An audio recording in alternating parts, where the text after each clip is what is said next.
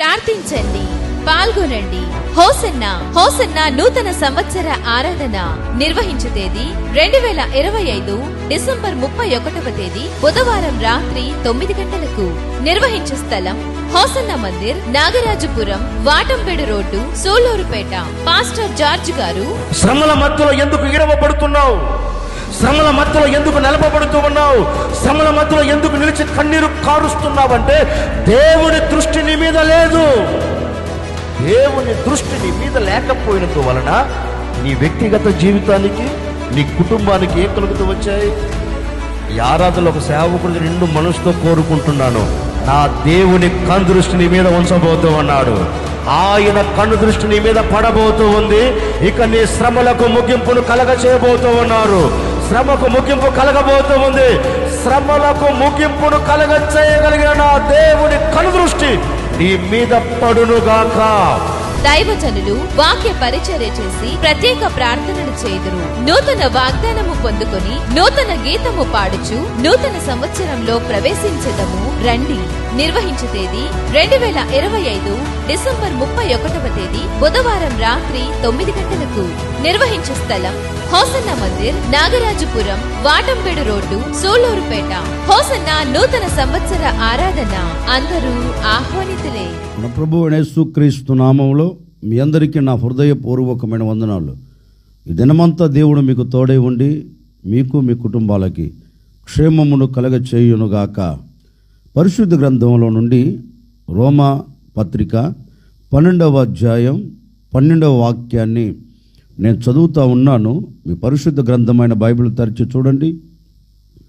నిరీక్షణ గలవారై సంతోషించుచు, శ్రమయందు ఓర్పు గలవారై, ప్రార్థన యందు పట్టుదల కలిగి ఇండుడి. దైవజనుడైన పౌలు ప్రభు రాకడకు సిద్ధపరచబడుతున్న సమూహమును చూచి, క్రీస్తు రక్తముతో కడగబడిన సమూహమును చూచి ఒక శ్రేష్టమైన మాట ఆ ప్రజలతో చెప్తున్నారు. విశ్వాసులారా, క్రీస్తు రాకడ కొరకు సిద్ధపరచబడుతున్న సమూహమా, మీరు ప్రార్థన యందు పట్టుదల కలిగి ఉండండి.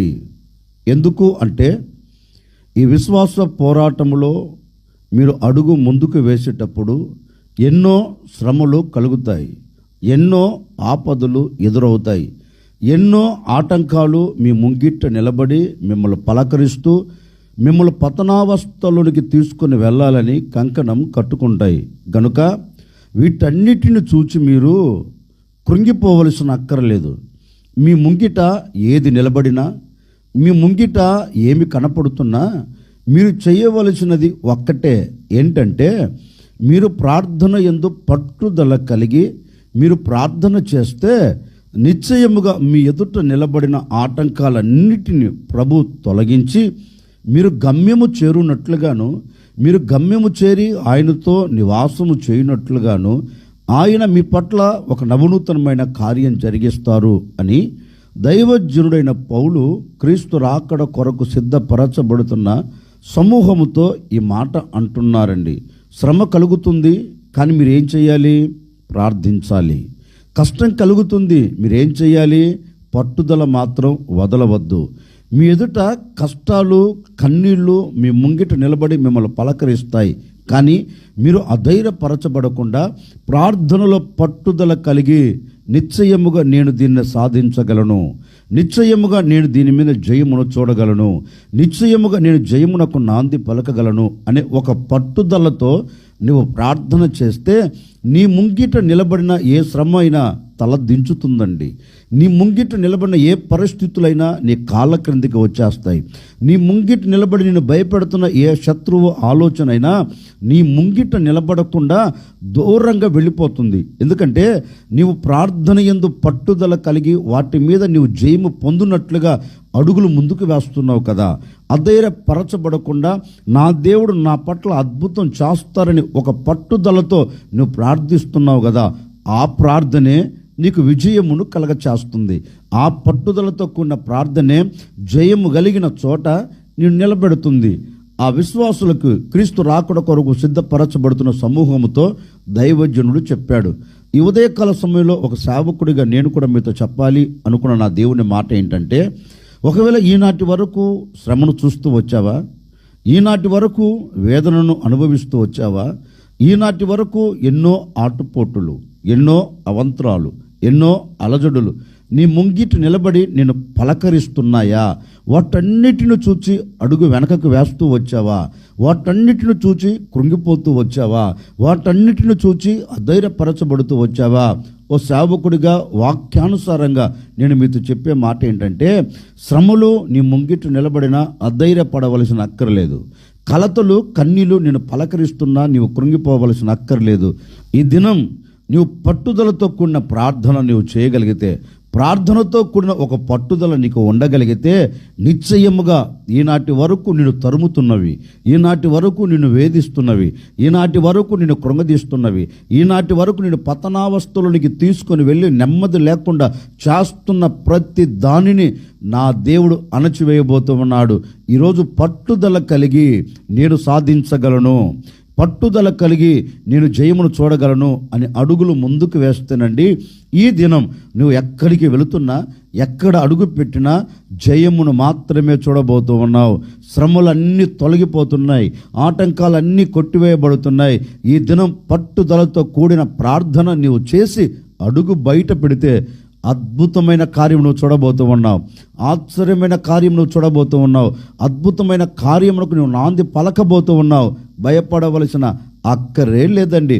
ఆ రోజు దైవ సేవకుడు చెప్పాడు కదా, ఈ ఉదయకాల సమయంలో ఒక సేవకుడిగా నేను కూడా మీతో చెప్తున్నానండి, పట్టుదలతో కూడిన ప్రార్థన చేసి చూడండి, సాధించలేని కార్యాలు నువ్వు సాధించబోతూ ఉన్నావు. పట్టుదలతో కూడిన ప్రార్థన చేసి చూడండి, శ్రమ ఈనాటి వరకు నువ్వు అనుభవిస్తున్న శ్రమ ఇక మీదట నువ్వు చూడవు. పట్టుదలతో కూడి ప్రార్థన చేస్తూ ఉన్న ప్రతి ఒక్కరికి నా దేవుడు అద్భుతమైన కార్యం చేసి ముగించబోతూ ఉన్నాడు.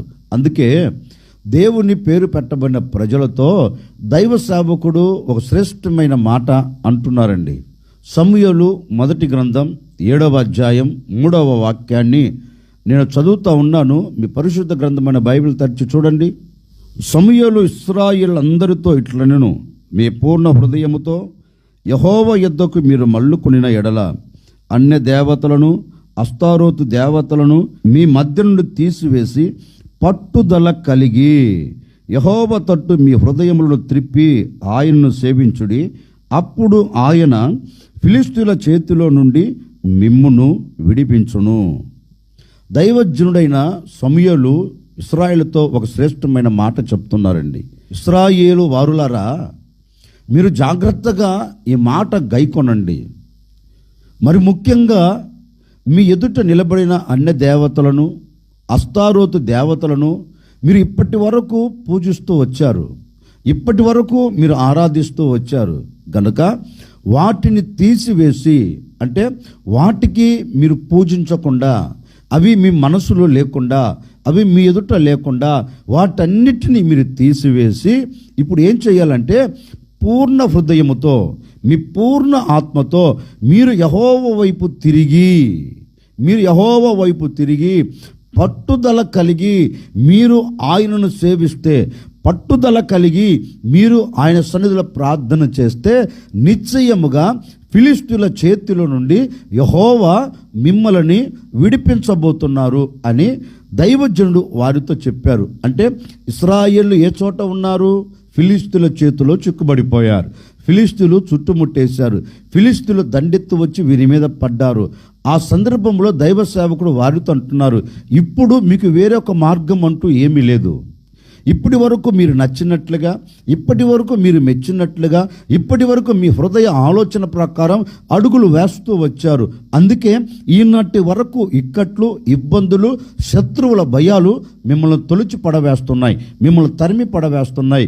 గనుక మీరు చేయవలసినది ఒక్కటే, ఆ పరిస్థితులు ఇక మీదట మీకు ఉండకుండా, ఆ స్థితిగతులు ఇక మీదట మీరు చూడకుండా, మీరు తప్పించబడినట్లుగా, మీరు విడిపించబడినట్లుగా మీరందరూ ఏం చేయాలంటే దేవుని సన్నిధిలోనికి వచ్చి పట్టుదల కలిగి, సమూయేలు అంటున్నారండి, మీరందరూ యెహోవా వైపు తిరిగి పట్టుదల కలిగి మీరు ప్రార్థిస్తే, మీరు మొరపెడితే ఇప్పుడు ఆయన ఏం చేయబోతున్నారంటే పట్టుదలతో కూడిన ప్రార్థన మీరు చేశారు గనుక మేము ఇది సాధించగలం ఒక నమ్మకంతో దేవుని పాదాలు పట్టుకొని ఆయన విడిచిపెట్టకుండా మొరపెడుతున్నారు గనుక ఆయన మీ ప్రార్థనను విని ఆయన మీ పట్టుదలను చూచి ఆయన ఏం చేయబోతున్నారంటే ఫిలిష్తీయుల చేతిలో నుండి మిమ్మల్ని అందరినీ విడిపించి శ్రేష్టమైన చోట మిమ్మల్ని నిలబెట్టి మీకు జయమును ఇవ్వబోతున్నారు గనుక మీరందరూ పట్టుదల కలిగి ప్రార్థన చేయండి అంటే ఆ సర్వ సమాజం అంతా ఏం చేసిందో తెలుసండి.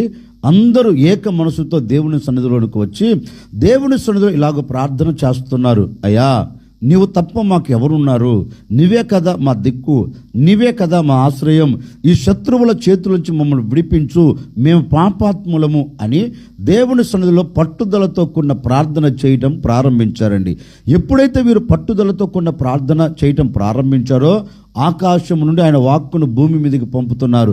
మీ ఎదుట నిలబడిన ఈ శత్రువులు మీ ఎదుట నిలబడకుండా ఫిలిష్తీయుల చేతిలో నుండి నేను మిమ్మల్ని అందరినీ విడిపించబోతూ ఉన్నాను, నేను మిమ్మల్ని అందరినీ తప్పించబోతున్నానని శత్రువులను అణచివేసి ఇశ్రాయేలుకు విడుదల కలగచేసి వీరికి గొప్ప జయం అనుగ్రహించారండి.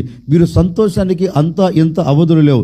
ఇశ్రాయేలు వారులారా, ఏంటి ఇంత సంతోషకరంగా ఉన్నారు, ఇంత ఆనందకరంగా ఉన్నారంటే వారు ఒకటే అంటారండి, మేము పట్టుదలతో మా దేవుని పాదాలు పట్టుకొని మేము ప్రార్థించాము గనుక ఆయన మాకు కలిగిన శ్రమ, మాకు కలిగిన వేదన, మమ్మల్ని చుట్టుముట్టిన శత్రువుల చేతిలో నుంచి మమ్మల్ని విడిపించి ఆనందకరమైన చోట మమ్మల్ని నిలబెట్టారు అని వారు సంతోషంతో చెప్పగలరండి.